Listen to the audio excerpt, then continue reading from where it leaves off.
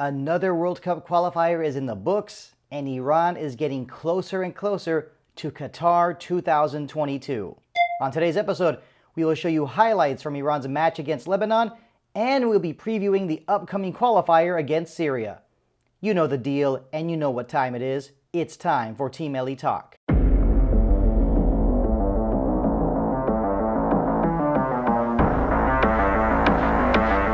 A lot of work to do before the crucial qualifier against Lebanon. How would things turn out for Iran? Hey everyone, glad you're back for some more Team Melli Talk. Let's get right to the starting lineup that Dragan Skocic used against Lebanon. No change in goal with Ali Reza Bayramvand. As for the backline, Vahid Amiri, Shoja Khaliazadeh, Hossein Kanani, and Sadegh Moharrami. Continuing on, Ahmad Nourallahi and Saeed Ezzatullahi as the two defensive mids. Saman Ghodus playing as the attacking midfielder. On the wings, Ali Reza Jahanbakhsh and Ali Golizadeh. Up top, no change with Sardar Azmoun.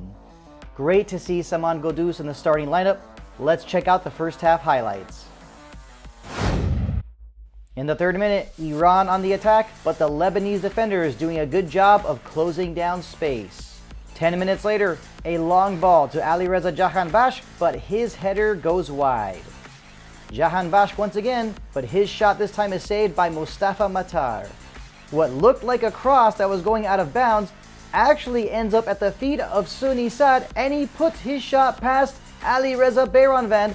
Iranian football fans were probably asking what Ali Reza Bayramvand was doing. Well, I think it is safe to say that he wasn't very happy afterward. Iran looking to strike back quickly, but Ezzatullahi's header goes over the bar. Now in stoppage time, a great pass from Ezzatullahi and a good run from Ali Golizadeh. His cross is a good one, but nobody able to pounce on the ball. I couldn't believe that Lebanon had a 1-0 lead at the half against Iran. I mean, Sunni Saad's goal was extremely lucky. Lebanon has more luck than the Irish. But enough of my complaining, let's check out the second half highlights. Early in the second half, Saman Ghodus trying to make something happen, but unable to get his shot on target. 1 minute later, a scary moment from Bayramvand, but luckily, Shoja Khaliazadeh makes a great defensive play by blocking the shot from Mohammad Haidar. In the 66th minute, a pass from Golizadeh, beautiful dummy from Jahanbakhsh, but Azmoun's shot is miraculously saved by Matar. Was this going to be one of those games for Iran? Iran continues to keep up the pressure, but Ali Golizadeh could not do much as Lebanon continued to park the bus like there was no tomorrow. Finally, in the first minute of stoppage time, Vahid Amiri sends the ball forward and Sardar Azmoun does the rest. The game is tied 1-1. Iran would not leave Lebanon empty-handed. Now the very last minute of stoppage time, Iran with one last chance. A shot from Azmoun is blocked, but the rebound is hammered home by Ahmad Nourallahi. Iran takes a 2-1 lead. Nourallahi scoring just his third ever goal for Team Melli, and what a time to find the back of the net.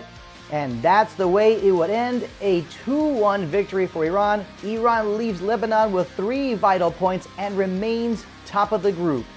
Let me tell you something. You couldn't have written that one better in a script. What a victory for Iran. I mean, there are many football experts that are saying that Iran stole these 3 points.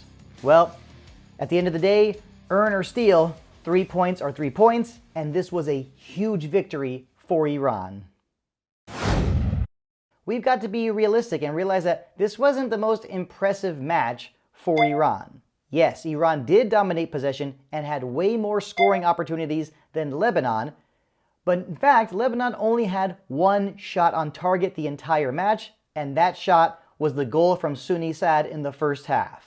But the main concern is that the Iranian football experts are saying that Dragan Skocic did not have much of a game plan against Lebanon.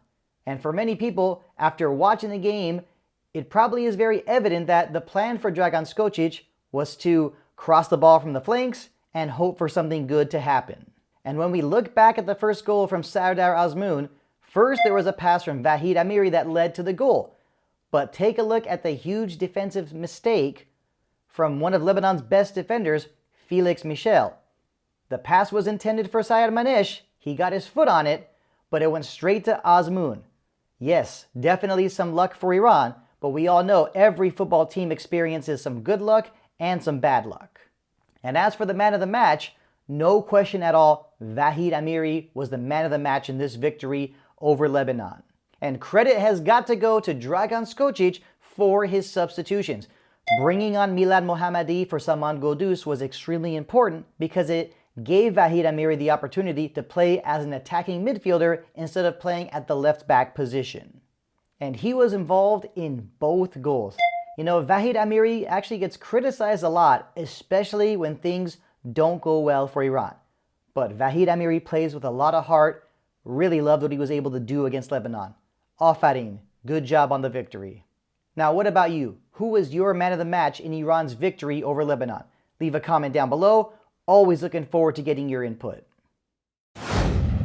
In the last meeting between the two teams, Iran came away with a 1-0 victory in September, and the only goal of the match was scored by Alireza Jahanbakhsh. And on that note, unfortunately for Team Melli, Alireza Jahanbakhsh will not be available in the upcoming qualifier against Syria due to picking up his second yellow card of the final round in the 2-1 victory over Lebanon.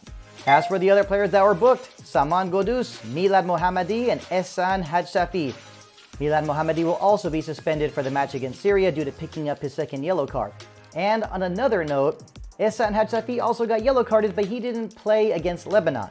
Apparently, he wants to make his presence felt in some way, shape, or form. Alright, now back to Syria. They are coming off a 1-1 draw against Iraq. They actually took the lead late in the match through Omar Al-Soma, but their lead only lasted a few minutes. And to be fair, I actually think that Syria was done wrong by VAR, but whatever. As for the players to watch, those three Syrian players are Omar Al-Soma, Mahmoud Al-Mawas, and Omar Hribin. Whenever something good happens for Syria, it almost always involves these three players. And once again, what does Iran need to do to come out on top against Syria? Well, Syria actually has not been very impressive so far. But that doesn't mean that our Team Melli footballers should be arrogant.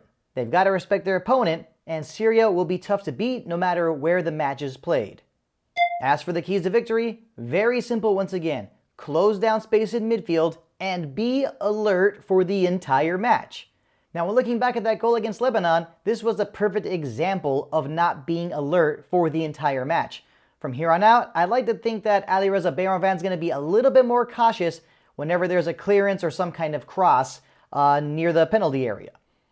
And aside from closing down space in the midfield, Iran has got to neutralize striker Omar Al-Soma. In other words, got to mark him tight and got to play physical. Before getting to my final thoughts, I would just like to apologize to head coach Dragan Skocic for my harsh words in the previous edition of Team Melli Talk. Of course, I'm referring to the dilemma between Dragan Skocic and Mehdi Taremi. And pretty much all I can say is that I got caught up in the moment very fast, and what I had to say about Dragan Skocic was unnecessary. And as for these final thoughts, I've just got to say that I am so proud of Sardar Azmoun, Vahid Amiri, and Ahmad Nurullahi. I mean, for Sardar Azmoun, what a great moment this was for him, scoring a goal in such a crucial moment in a very important match.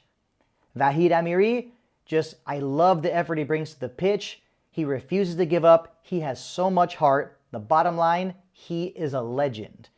And as for Ahmad Nurullahi, with his winning goal, he continues to show why he belongs in the starting lineup for Team Melli. And this win really says a lot because this was Iran's first come-from-behind victory in a World Cup qualifier since October 2004. And finding ways to win in the last moments of a very important match really says a lot about Team Melli and the fact that they have this never-give-up attitude and they are very resilient. So once again, great job on the victory. Good luck against Syria. You got this. And that's it, everybody, for this edition of Team Melli Talk. As always, really do appreciate the support. Make sure you get to our website, www.teammellitalk.com. Remember, this is your best source for the latest news on Team Melli, the national team of Iran.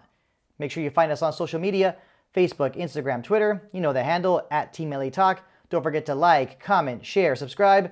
Hit that notification button. See you on the next edition of Team Melli Talk.